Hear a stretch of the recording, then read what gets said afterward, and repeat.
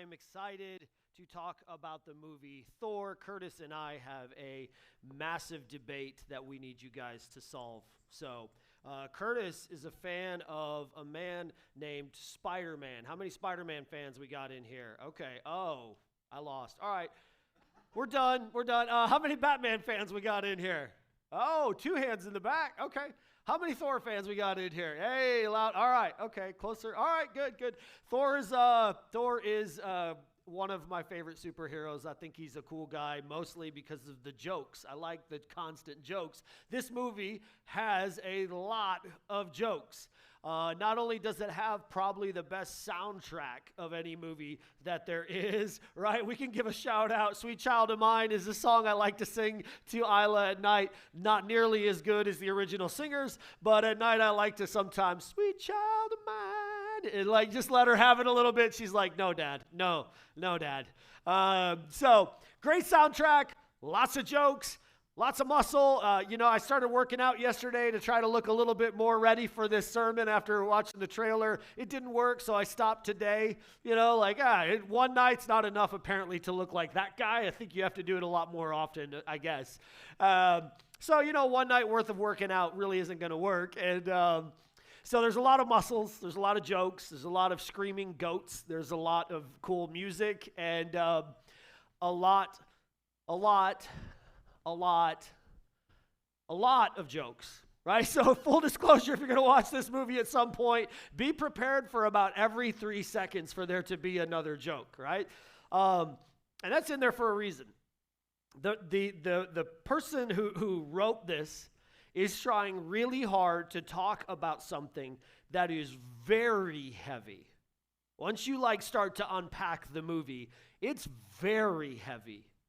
But they want to do so in a way that more people will watch it. So there's this continual running dialogue of jokes. The movie has 2 main characters. Ironically, their names rhyme, Thor and Gore. And they are very, very similar in a lot of ways. And then they have a few differences. And admittedly, it's hard to see the point of the movie because of all the jokes. But it's really trying to compare and to contrast Thor and Gore. That's kind of the point of the movie. And what's interesting is that they are very similar in some ways. Both suffer deep pain and tragic loss. Right off the beginning, I'll tell you, this movie, right off the get-go, you begin to understand that this man, Gore, has a reason for the way he feels. He's lost a lot. Both are disappointed by their heroes, and both have weapons. And when we talk about weapons, we could see that Gore is going to use his weapon to destroy people and to destroy all the gods in this movie. Thor, however, is going to use his weapon for an entirely different reason. Thor is going to use his weapon to bring peace to the galaxy, as we saw in the trailer.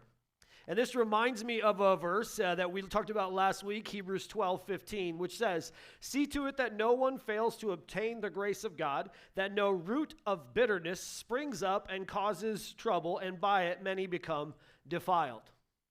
We would say right now, okay, well, no big deal. I don't have a weapon, so, I don't understand why this movie has anything to do with me. But the truth is, the Bible calls our tongue, in Proverbs 15:2, the tongue of the wise commends knowledge, but the mouths of fools pour out folly. The eyes of the Lord are in every place, keeping watch on the evil and the good. And verse 4, a gentle tongue is a tree of life, but perverseness in it breaks the spirit. And then later on, it says in the Bible that death and life are in the power of tongues, and those who will eat its fruit. And so as we think about this movie, there's something to be reminded of. Gore is very, very disappointed, and he's very hurt. So I'm going to give some spoilers. I apologize to Beth.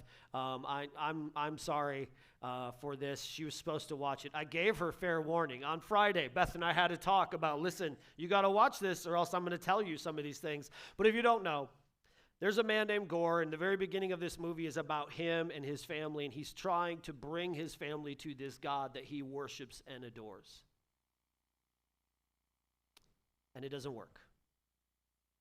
And just after he loses someone who he loves more than himself, suddenly the God appears and creates this oasis, and he thinks, oh, if I go to the God, he can bring her back. But the God disappoints him and begins to mock him and begins to make fun of him.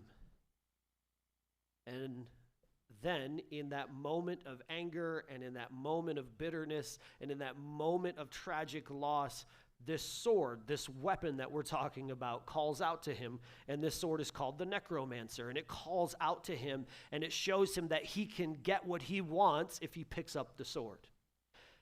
He does, and he kills this god, and instantly he begins to feel powerful and begins to want more vengeance, and he wants more of the same power and the vengeance, but what he doesn't realize is that the weapon that he's using, which he makes him think is giving him power, is actually using him, killing him, and it will one day destroy him entirely. And I started thinking about this verse where it said death and life are in the tongue, and I realized that often in our lives when we are bitter and we are angry, like we talked about last week, our words will often make us feel like we found power again. You ever talk to someone who's really bitter? What do they always say? You don't want to start a fight with me. I can shred you. So someone whose words are a weapon. And their words are a weapon to destroy, to cut down, to tear down. The problem is that the Bible says in Hebrews 12:15 that this root of bitterness springs up, like we talked about last week, and it defiles many. The Bible does not say that our tongue is used only to destroy the person who we're aiming at. It defiles many.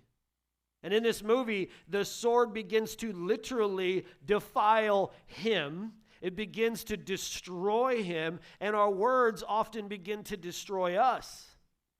Our words begin to ruin the very relationships that we want. Why? Because if you think you can control your tongue, I got news for you, you can't. Neither can I. The Bible says that no one can tame their tongue. It is only through the power of God that we are given his power to control ourselves. And so as this movie goes, we see this weapon being used, and it's destroying people, and I find it so interesting.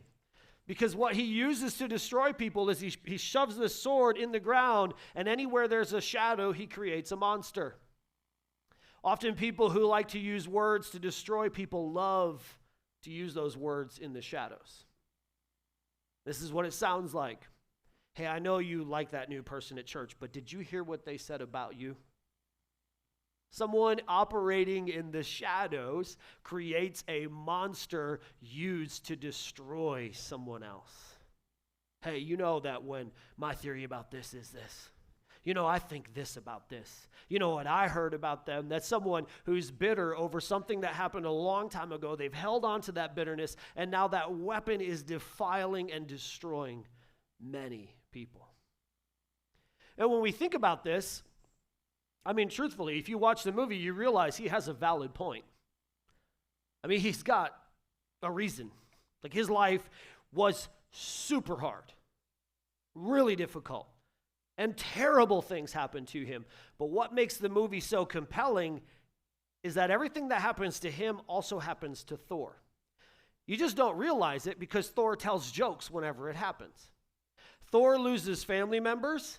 He loses friends. In fact, there's a part, I was trying to Photoshop my face onto Thor's body for the trailer so I could just look, and there's a part where there's a tattoo, if you know, you know, and it's the name of lists of people who he's lost in his life. And ironically, Thor is just as excited to meet certain gods in this movie. He's almost giddy about meeting them until they also mock him and also try to kill him and also refuse to help him. See, what this movie is saying is so powerful.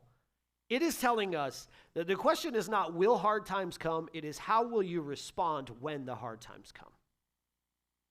This movie's really telling us that what happens to a god happens to a common man. What happens to the God of thunder happens to the average Joe. Good times happen to both, and bad times happen to both. Which reminds me of a verse in the Bible that was written a long time before the script of this movie ever came out, which says that it rains on the just and the unjust. Can we be completely real for a moment? Good times happen to really good people, and so do bad times. And bad times happen to really bad people, but so do good times. And in our lives, we often don't want to recognize the fact that how we respond is actually more important than what happens. Really, the way that we react to the bad things is what matters. In this movie, like a tree with shadows everywhere creating monsters, this man begins to destroy things, and he begins to fight people, and he begins to attack people. He's lost family members, he's been disappointed, he's suffered, but there's a man named Thor who has lost people, he's suffered, and he's been disappointed. And in one of the most famous lines of the entire movie, Thor says, "I guess it's true what they say, never meet your heroes." And that's a very true statement. Have you ever met a famous athlete that you thought was going to be so cool, and then they just like brushed you off, like, whatever, bro? Yeah? Yeah, I've had that happen. I met one of my heroes one time who was a pastor, and in the middle of me telling him how cool it was to be able to finally meet this man, "Oh, you're a hero," he said, "Go get me a drink of water." And I was like, oh, right, that's disappointing. It happens. Hard times happen, good times happen. Some days you wake up with a new job, some days you wake up and you don't have your car. Your car's gone, stolen, right? I mean, hey, this happened to us last year. Last year we woke up, it was 4th of July weekend, we're like, man, it's going to be a good day. And I said, sweetheart, someone got into my Jeep and took my wallet. And my wife was like, yeah, and they stole our van. Oh. This morning, Jet was going for a walk. Hey, have you seen? And Melissa says to him, "Where's your car?" He's like, "Where is my car?" Someone stole his car this morning. Good times happen, and so do hard times. And it rains on the just and the unjust. And it's not easy, but how do we respond? How do we react? Ironically, this man named Gore reacts in a very poor way until something happens. It is until he steps into the presence of eternity. It is when he steps into the presence of eternity that his perspective begins to change. And he begins to think about things that he hadn't thought about before. Which reminds me of a man in the Bible named John. Look with me at Matthew chapter 11. Matthew chapter 11, verse 4 and 5. This is Jesus talking. He answered them, "Go tell John what you have seen and heard. The blind receive their sight, the lame walk, lepers are cleansed, the deaf hear, the dead are raised up, and the poor have good news preached to them." This is quite a verse. This is quite a passage in the Bible. Now, let me give you the background of this. There's a man named John. He is super close to Jesus.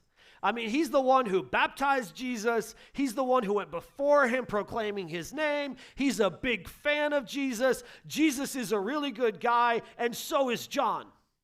But John is asking his disciples, go find Jesus and ask him, are you really the person who I think you are? Because I got my doubts right now. Now, the reason he has his doubts is because he's a good guy in prison. And the reason he's in prison is simply for being a good guy. Like, he's just in prison because there's a really bad king who's doing some really bad things. You can look up the entire story if you want. And John's like, hey, bro, don't do bad things. And he's like, cool story, you're in prison. Oh, and by the way, we're going to take your head off.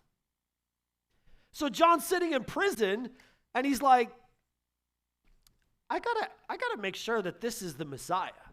Like, I gotta make sure this guy is worth me sitting in a jail cell with the threat of my head being removed. So he sends his followers to Jesus, and they ask Jesus, hey, are you the one? And Jesus, it's so fascinating. If you read the entire story, he doesn't answer them right away, which is something I need to learn from Jesus, is not answering people right away. Give it a moment. Think about it. Take a moment. Pause. Don't answer right away. Don't get upset. Just like, catch your breath, and then, okay, now that I've allowed my spirit to catch up with my tongue, now I'll answer. Jesus doesn't answer them right away. Instead, Jesus just says, follow me. And he starts to show them all these wonderful miracles that he's working. And he quotes a very famous chapter in the Bible, Isaiah chapter 61, verse 1, or at least that's what we're told he quotes, but he doesn't really quote it. He kind of quotes it, which is really interesting. So here's what Jesus said in Matthew 11, 4 through 5. Go tell John what you've seen and heard. Okay, so what have they seen and heard? The blind receive their sight, the lame walk, lepers are cleansed, the deaf hear, the dead are raised up, and the poor have good news preached to them. Man, that's all great stuff. That's really good stuff. But it's not what John wanted to hear, because this is what Isaiah chapter 61 says. The Spirit of the Lord God has appointed upon me, because the Lord has appointed me to bring good news to the poor. He has sent me to bind up the brokenhearted and to proclaim liberty to the captives and the opening of the prison to those who are bound. And here's what Jesus says. Hey, John, I am who you think I am, but that doesn't mean you're getting out of prison. And that doesn't mean you're not going to go through hard times. And for those of us who are here, Jesus is who he says he is. But it doesn't mean the world isn't broken. And it doesn't mean that church people are going to disappoint you. And it doesn't mean people are going to lie to you or lie about you. And it doesn't mean that Christians are going to cut you off and give you the middle finger with their church sticker on the back. And it doesn't mean that when you go to them for help, they're not going to sometimes make fun of you and tell you you should have learned this and you should have. One time I went to a pastor and I was super excited to meet him. He had planted a very famous church, and I said, hey, I'm a church planter. Could you give me some advice? And he was like, no. You know why? Good times happen, and so do bad times. People will disappoint you. People will let you down. People will hurt you. Hard times come. In our lives, hard times come. Sickness comes. Struggles come. Difficult days arrive. People disappoint. People let us down. We get fired from the jobs we want and hired by the job we didn't want sometimes. People do things that we wish they wouldn't do, and hard times come. But when you see eternity, everything changes. See, when this man, major spoiler alert, when this man sees eternity, he has the opportunity to ask for vengeance or to ask for his daughter to be brought back. And I've noticed that when I see eternity, when I start thinking about eternity, number one, my words begin to change from weapons to things that heal. Why? Because I begin to think about the eternal implications of the words that I say. Our words have eternal impact. They're not just careless words uttered. That person that we make fun of, that has an eternal impact. That word that we say out of anger has eternal impact. But secondly, when I start thinking about eternity, I realize that I really want to be around those who God has placed in my life more than I want anything else. This is the way I would say it to you. When you start thinking about eternity, you realize your life is a vapor. And when you realize your life is a vapor, you begin to really want to spend time with those you love. You really begin to realize that. See, I was young. We got a lot of young people in here. I'm pumped that you're in here. I think it's really cool that you're in here. I hope you learned before I did this lesson that I wish that I had spent more time with my grandparents and my parents when I was young, but I didn't realize that eternity was a thing and life was short. And so my grandpa passed before I got to be able to say the words to him that I wish that I could have said. Like, hey, you're my hero. I love you. I'm grateful for you. When you realize that eternity matters, all of a sudden, your parents aren't quite as annoying as they used to be. And you're an adult, and you have children, and you realize, oh, my parents actually know a lot more than I thought they did. And all of a sudden, when you begin to get an eternal perspective and to realize, oh, I need to be around those I love with every second that I have. When you have an eternal perspective, you hug your kids a little bit tighter at night. Yes, your kids made a mess, but that mess is not an eternal mess. Your child has an eternal soul. So the words you say to your child at night when they make a mess matter when you start thinking about eternity. And those pile of socks on the floor, someday they will be gone. And someday, Larry and I were talking about this today, I bawled like a baby when Isla went to kindergarten last week. Like I cried from the second I walked in to the second that I got out of there. And there was another pastor there. He kept trying to introduce me to people, and I'm just crying. Oh, I'm Jason, just crying. Finally, I was like, Frank, dude, I got to go. I'm a wreck. I can't meet anybody else. He's like, oh, yeah, I'm so sorry. Life happens like that. You blink, and life is gone. It's over. It's done. It's a vapor. So hold on to the moments. Hold on to the people that matter. Hard times come, difficult times come, and who you have with you matters. But lastly, when we start to think about eternity, when we see eternity, when we're in the presence of eternity, the real question is, what are we going to choose in life? This man can choose vengeance or he can choose love, and he chooses love. And love brings him hope. I started thinking about this. If everyone goes through hard times, what's the point of being a Christian? Like, what's the point? Like, why are we Christians if all of us go through the same exact thing? If the God of thunder goes through the same thing that the average Joe goes through, if the Christian goes through the same thing the unbeliever goes through, what's the point? Until I all of a sudden began to think about eternity. And I realized life ends and eternity begins. And in eternity, we realize what we missed here on this earth. Beth and I were talking about this on Friday. I said, sometimes I feel bad because I'm a pastor and I don't understand God. And I'm trying to understand God, but I'm also trying to preach to people and help them understand God. And it gets real confusing to me at times. And Beth said to me, yeah, you know what? And you won't till you get to eternity. I didn't tell her what I was talking about. So Beth just preached to me the sermon that I needed to preach. Truth is, eternity is the great equalizer. Hard times come to all of us. But what are you going to choose? You're going to choose vengeance? I'll make everyone pay before I go. Or are you going to choose hope, love, joy, peace, long-suffering, gentleness, goodness, meekness, faith? How do we choose those things? By choosing Jesus. Jesus is love. Jesus is hope. The hope of Christianity, the point of Christianity is that Jesus is hope. He provides us hope that while, yes, this world is broken and it is falling apart and it is struggling, and yes, people are broken all around us and they are hurting each other, the world is crumbling and falling apart, there is a God who loves us, who died for us, to rescue us, to save us, to bring us to his home someday, and then we live in his home, we have peace and love and joy and hope for eternity. That's the point. That's the point of Christianity. Christianity is not about Christians. It's not about us. It's not about the other people around us who disappoint us and hurt us and let us down. Christianity is about Jesus. And our church is full of people who have been hurt by Christians. And I'm sorry that happened. I really am. I'm sorry. I wish that it were not the case that almost everyone that I talk to says, oh yeah, well, you don't know what happened to me. I wish that wasn't the case, but it is.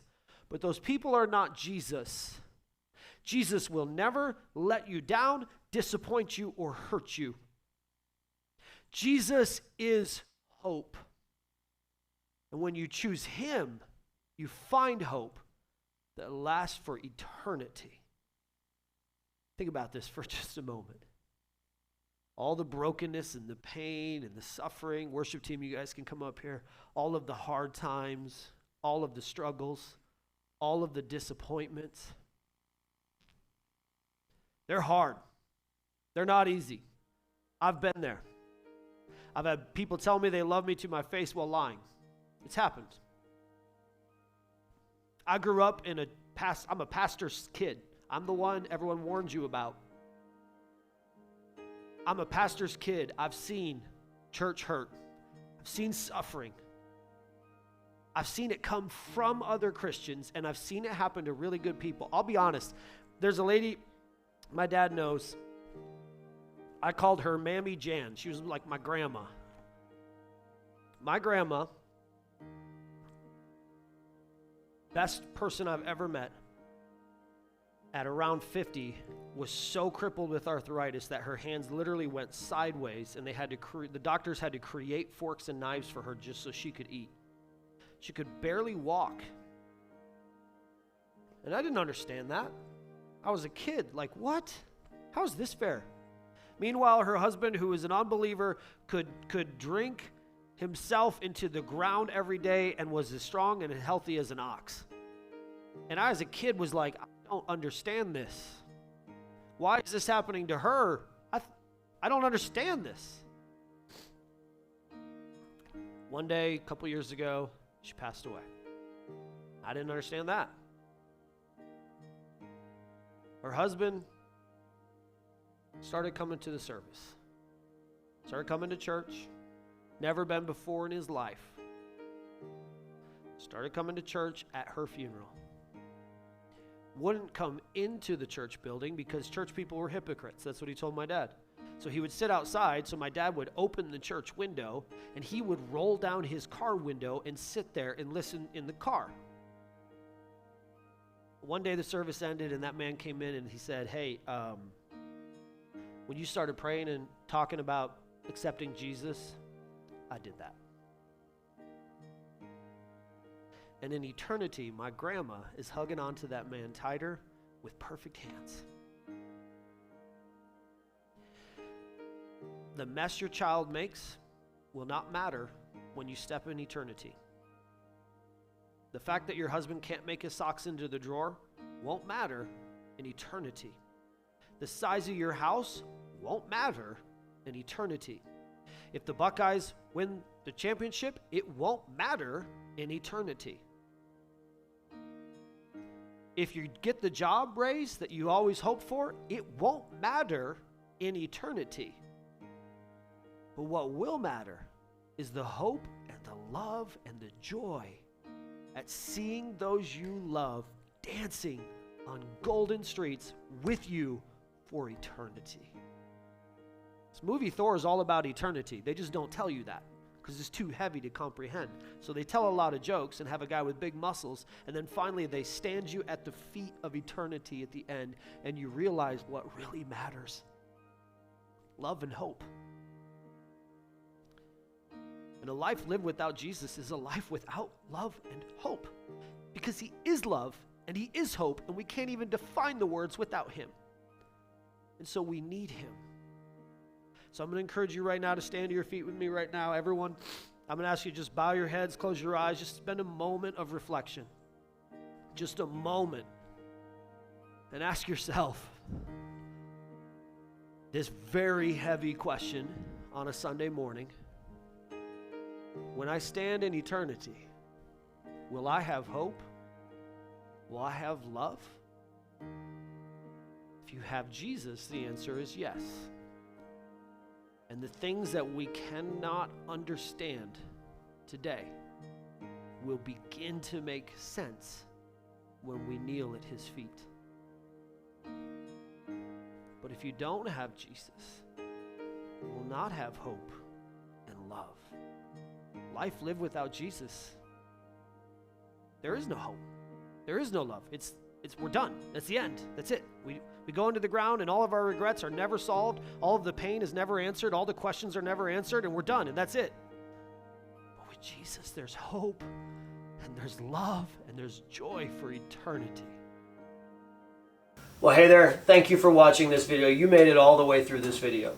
If this is your first time watching, welcome. If you're a regular contributor or member here, we're always glad to see you back. Hey, do us a favor. If you like the content you received today, would you like the video? Would you subscribe to our channel? And would you do us a favor and share this video with someone you know or love if you think it will help them? Always remember that you matter.